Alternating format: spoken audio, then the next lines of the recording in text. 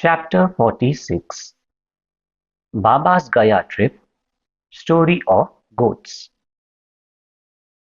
This chapter describes Shama's trip to Kashi, Prayag, and Gaya, and how Baba, in the form of his portrait, was there ahead of him. It also describes Baba's reminiscences of the past birth of two goats. Preliminary. Blessed, O Sai, are your feet. Blessed is your remembrance. And blessed is your darshan, which liberates us from the bond of karma. Though your form is invisible to us now, still if the devotees believe in you, they get living experiences from you. By an invisible and subtle thread, you draw your devotees from far and near to your feet, and embrace them like a kind and loving mother. The devotees do not know where you are, but you so skillfully pull the wires that they ultimately realize that you are behind them to help and support them. The intelligent, wise, and learned folk fall into the pit of the sansar on account of their egoism. But you save, by your power, the poor, simple, and devout persons. Inwardly and invisibly, you play all the game, but show that you are not concerned with it. While you do things, but pose yourself as a non-doer. Nobody ever knows your life. The best course therefore for us is to surrender our body, speech and mind at your feet, and always chant your name to destroy our sins. You fulfill the wishes of the devotees, and to those who are without any desire, you give bliss supreme. The chanting of your sweet name is the easiest sadhana for devotees. By this sadhana, our sins, rajas and tamas qualities will vanish. The sattva qualities and righteousness will gain predominance, and along with this, discrimination, dispassion, and knowledge will follow. Then we shall abide in ourself and our Guru, who are one and the same. This is what is called complete surrender to the Guru. The only sure sign of this is that our mind gets calm and peaceful. The greatness of this surrender, devotion, and knowledge is unique. For peace, non-attachment, fame, and salvation, etc., come in its wake. If Baba accepts a devotee, he follows him and stands by him day and night, at his home or abroad. Let the devotee go anywhere he likes. Baba is there ahead of him in some form, in an inconceivable manner. The following story illustrates this. Gaya trip. Sometime after Kaka Sahib Dikshit was introduced to Sai Baba, he decided to perform the thread Upanayan ceremony of his eldest son Babu at Nagpur. At about the same time, Nana Sahib Chandorkar decided to perform the marriage ceremony of his eldest son at Gwalior. Both Dikshit and Chandorkar came to Shri and lovingly invited Baba for these functions. Baba asked them to take Shama as his representative. When he was pressed to come in person, Baba told them to take Shama with them and said, after doing Banaras and Prayag, we would be ahead of Shama. Now mark these words, for they show Baba's all-pervasiveness. After taking the permission of Baba, Shama decided to go to Nagpur and Gwalior for these functions and ceremonies, and then to Kashi, Prayag and Gaya. Appa Kote made up his mind to accompany him.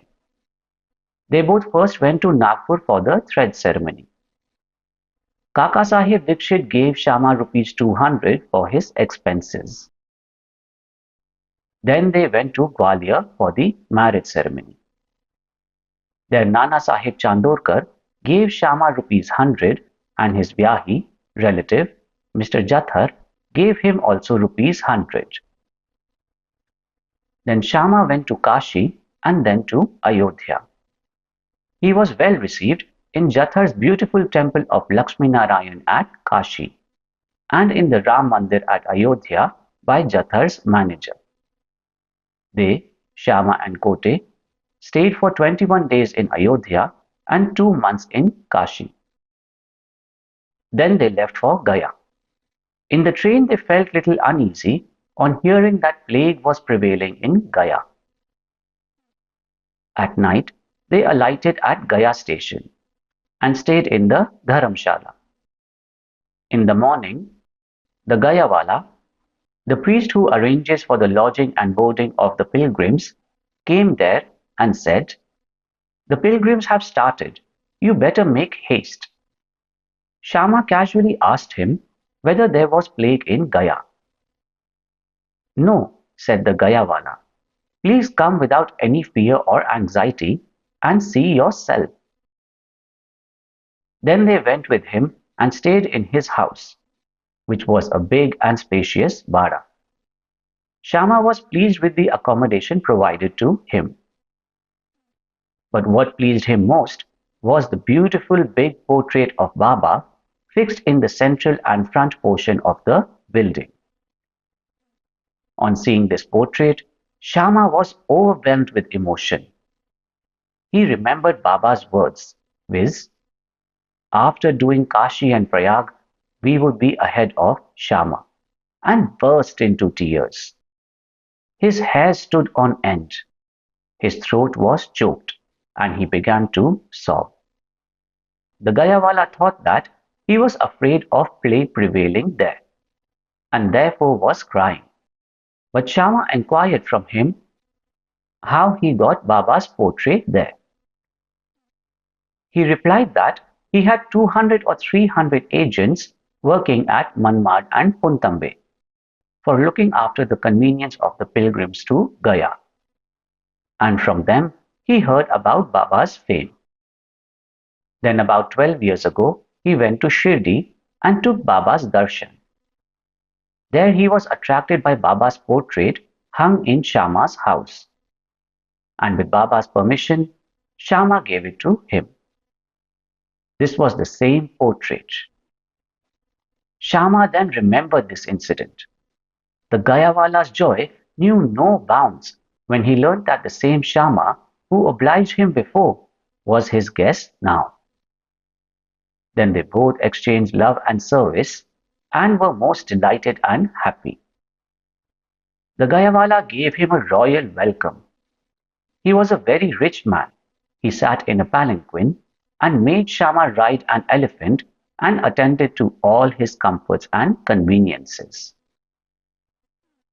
The moral of the story is that Baba's words came out true to the letter, and unbounded was his love towards the devotees. But leave this aside. He also loved all creatures equally, for he felt that he was one with them. The following story will illustrate this. Two goats. Baba was once returning from Lendi when he saw a flock of goats. Two of them attracted his attention. He went to them, caressed and fondled them, and bought them for rupees 32. The devotees were surprised at this conduct of Baba. They thought that Baba was duped in this bargain, as the goats would fetch rupees 2 each, or at most rupees 3 or 4 each, that is rupees 8 for both. They began to take Baba to task for this, but Baba kept calm and cool. Shama and Tatya Kote asked Baba for an explanation.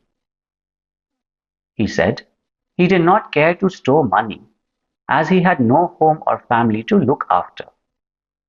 He asked them to purchase at his cost 4 seers of dal and feed the goats.